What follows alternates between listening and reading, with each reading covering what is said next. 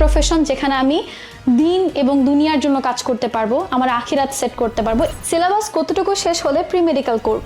তারপরে আমার বায়োলজির প্রতি এমন প্রেম জাগে, তারপরে সেখান থেকে মেডিকোলজি চ্যাম্প দিয়ে মেডিকোলজি চ্যাম্প হওয়ার বাসার মধ্যে ক্রেস্ট আসা আমার জন্য অন্যতম মোটিভেশন ছিল। প্রি মেডিকেলে ভর্তি হওয়ার বেনিফিটস কি অ্যান্ড ডিমেরিটস কি তোমরা শুনে খুব অবাক হবা। যেই মেয়েটা আজকে তোমাদের সামনে দাঁড়িয়ে স্যার সলিমুল্লাহ মেডিকেল কলেজে 4th ইয়ারে পড়তেছে, সে তার এইচএসসি পরীক্ষার 8 মাস আগে এটা পর্যন্ত জানতো না যে মেডিকেলের মার্ক ডিস্ট্রিবিউশন কি অ্যান্ড মেডিকেলের জন্য কি কি সাবজেক্ট পড়া লাগে। 2টা ক্লাস করে আমার বেসিক এমন ক্লিয়ার হয়েছে অ্যান্ড আমি এত বস হয়ে গেছি। এখন আমার কাছে মনে হচ্ছে এই চ্যাপ্টার থেকে আপনি যেখান থেকে এমসিকিউ দেন আমি সেখান থেকে পারবো, যেখান থেকে সিকিউ দেন আমি সেখান থেকে পারবো, কারণ আমার basic clear.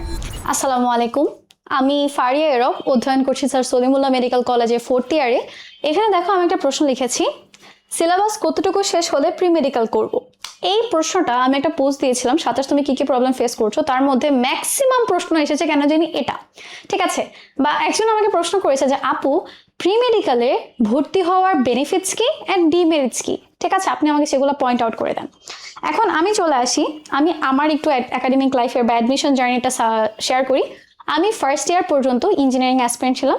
I was a pure biology হেটার, আমি বায়োলজি খুবই অপছন্দ করতাম। আর আমার কাছে মনে হতো যে তোমাদের মতো বায়োলজি মুখস্থ করতে হয়, বায়োলজি মুখস্থ করতে হয়, এইটা না আমি চ্যান্ট করতাম আর কি মাথার মধ্যে যে বায়োলজি মুখস্থ করতে হয়। 2nd ইয়ারে যখন উঠি, মানে আমার ইয়ার ফাইনাল যায়, তখন আমার মধ্যে আমি জানি না কিভাবে জানি আমার মধ্যে ভাবোদয় হয়। তো আমার কাছে মনে হয় যে না, আমি মেডিকেলে আসবো, আমার ডাক্তার হইতে হবে, আমার মানব সেবা করতে হবে, একটাই প্রফেশন যেখানে আমি দিন এবং দুনিয়ার জন্য কাজ করতে পারবো, আমার আখিরাত সেট করতে পারবো। এই ধরনের মেন্টালিটি নিয়ে আমি হুট করে চিন্তা করি যে মেডিকেলে আসবো, ঠিক আছে, মেডিকেলে আসবো। এখন I have zero interest in biology and আমার সবচেয়ে বড় ইয়া ছিল I have zero knowledge about medical. তোমরা শুনে খুব অবাক হবা, যেই মেয়েটা আজকে তোমাদের সামনে দাঁড়িয়ে স্যার সলিমুল্লাহ মেডিকেল কলেজে 4th ইয়ারে পড়তেছে, সে তার এইচএসসি পরীক্ষার 8 মাস আগে এটা পর্যন্ত জানতো না যে মেডিকেলের মার্ক ডিস্ট্রিবিউশন কি অ্যান্ড মেডিকেলের জন্য কি কি সাবজেক্ট পড়া লাগে। তুমি বুঝো আমার কি অবস্থা ছিল। এনিওয়েজ, তো শর্ট করে যদি বলি, তারপর আমি হচ্ছে যখন ডিসাইড করি, তারপর আমি তোমার অনলাইনে বিভিন্ন ভিডিও ঘাটাঘাটি করা শুরু করি, কি পড়তে হবে না পড়তে হবে।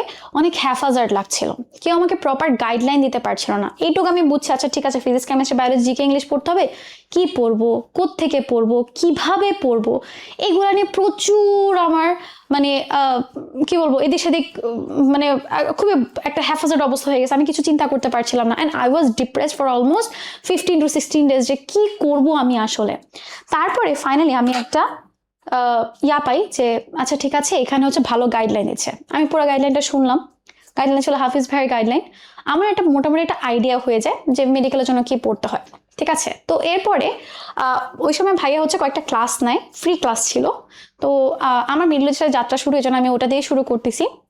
তো ভাইয়ার ফ্রি ক্লাসগুলো করার পর আমি না এটা বুঝলাম, যেই জুওলজির 7 নম্বর চ্যাপ্টারটা আমার কাছে কাইন্ড অফ আজাব লাগতো, আর যে বোটানির 9 নম্বর চ্যাপ্টারটা সেম আমার কাছে আজাব লাগতো, ওই চ্যাপ্টারটা আমার বোটানির সবচেয়ে ফেভারিট চ্যাপ্টার হয়ে গেছে। আমি উদ্ভিদ সাহিত্যের প্রতি পুরো ক্রেজিংলি পাগল হয়ে গেছি, ভাই এই চ্যাপ্টারটা অনেক ভালো, এখান থেকে আমার পড়তেই হবে। তাহলে আমি বুঝলাম যে একটা ক্লাস আমার পুরো একটা চ্যাপ্টারের আউটলুক চেঞ্জ করে দিয়েছে। আমি চ্যাপ্টারটা কিন্তু একাডেমিকের জন্য পড়ছি, আমার ভালো লাগে নাই, আমি ভাবছি থেকে সিকিউ অ্যান্সার করবো না, বাট ওই ক্লাসটা থেকে আজকে আমি জাস্ট 2টা ক্লাস করে আমার বেসিক এমন ক্লিয়ার হয়েছে আর আমি এত বস হয়ে গেছি। এখন আমার কাছে মনে হচ্ছে এই চ্যাপ্টার থেকে আপনি যেখান থেকে এমসিকিউ দেন আমি সেখান থেকে পারবো, যেখান থেকে সিকিউ দেন আমি সেখান থেকে পারবো, কারণ আমার basic clear. That's the magic of pre medical. আমি ওইটা করার পর উনি একটা পরীক্ষা নেন, মেডিকোলজি চ্যাম্প। আমি তোমাদের সাথে নেক্সট একটা ভিডিওর মধ্যে ওই মেডিকোলজি চ্যাম্পের ক্রেস্ট শেয়ার করব। আমার মেডিকেল অ্যাডমিশনে আসার জন্য ওই পরীক্ষাটা অনেক বড় একটা ইয়া ছিল, যে আমি যেখানে কিছু বুঝতেছিলামই না, পথ হারা দেশ মানে ইয়ার মতো ঘুরতেছিলাম যে কি করব, পথারা পথিকের মতো, সেখানে হুট করে আমি এরকম একটা ক্লাস করে আমি এত এত ইমপ্রেসড হয়ে যাই। তারপরে আমার বায়োলজির প্রতি এমন প্রেম জাগে, তারপরে সেখান থেকে মেডিকোলজি চ্যাম্প দিয়ে মেডিকোলজি চ্যাম্প হওয়ার বাসার মধ্যে ক্রেস্ট আসা আমার জন্য অন্যতম মোটিভেশন ছিল, ঠিক আছে। যাই হোক, এরপর I started one pre medical journey.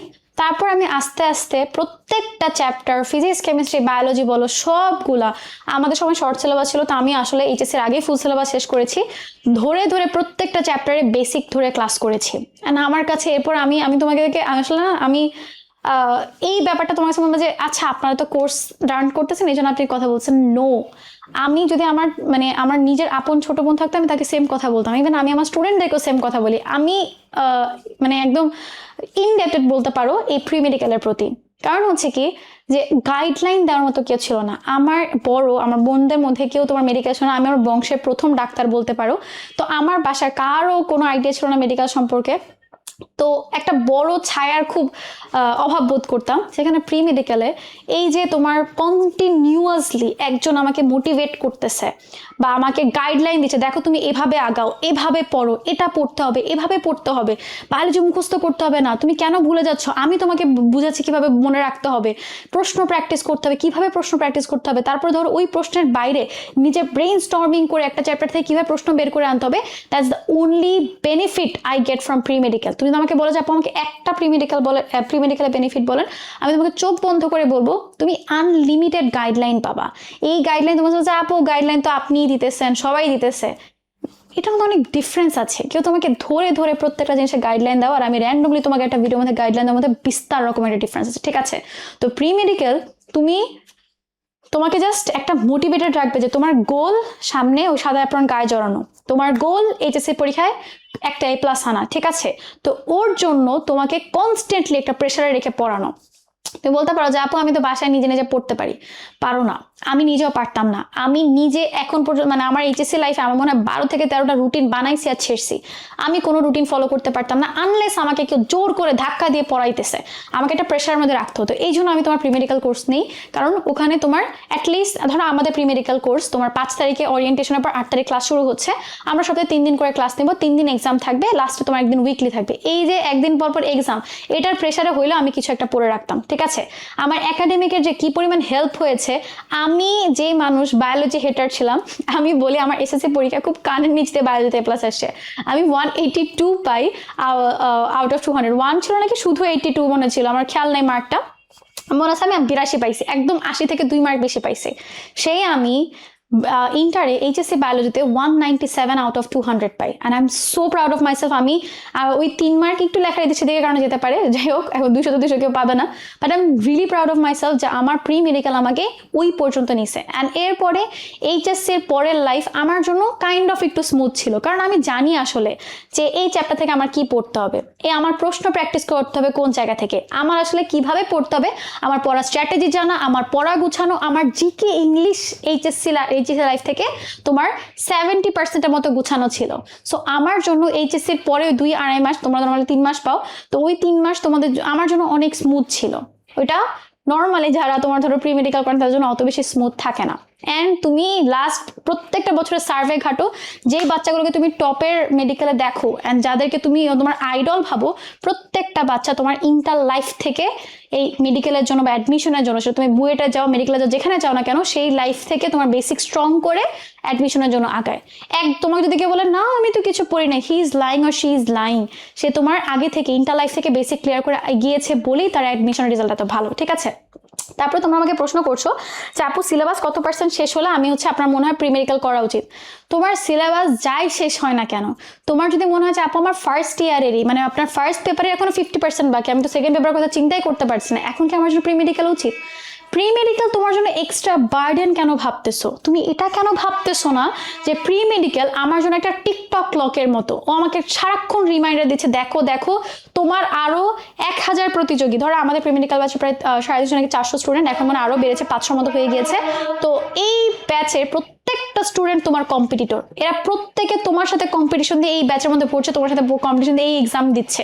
ও পারলে তুমি কেন পারবে না? এই যে তোমাকে ডেইলি চ্যালেঞ্জ করে, তোমাকে রিয়েলিটি চেক দাও, এটা তোমাকে প্রি মেডিকেল করায়। তোমার যদি সিলেবাস 50%ও শেষ হয়, ফার্স্ট পেপারই কথা বলতেছি, সেকেন্ড পেপার এখন ধরো নাই, স্টিল আই বলবো তোমার জন্য এখন প্রি মেডিকেলে যুক্ত হয়ে যাওয়া উচিত। জাস্ট ধরো তুমি এখন একটা সেকেন্ড পেপার চ্যাপ্টার পড়তেছো, তুমি জাস্ট ক্লাসটা দেখে নিবা, আচ্ছা আমি একটু 2x দিয়ে একটু ক্লাসটা দেখে নিই, তাহলে তুমি বুঝে যাবে আচ্ছা এই চ্যাপ্টার থেকে অ্যাডমিশন এই ধরনের প্রশ্ন আসে।